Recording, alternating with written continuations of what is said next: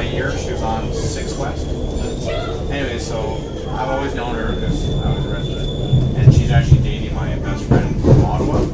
She always came and visited, and they're at my house. And she's really big into she did a lot of fostering with the Canadian Dachshund Rescue. So she's always had wiener dogs. And I'm actually helping her out making a table for her big event. Nice. So she's always got wiener dogs coming and going. And so this weekend she went to give away the dog. They sent pictures and whatever. And when they got there, they dropped them off, and she started coming back to Ottawa. And the guy called her and said, "Yeah, we don't really like the look of Sam, so can you bring him back up?" Yeah, don't get back. Seriously. And stuff like, "I don't think you can," or whatever. Anyway, so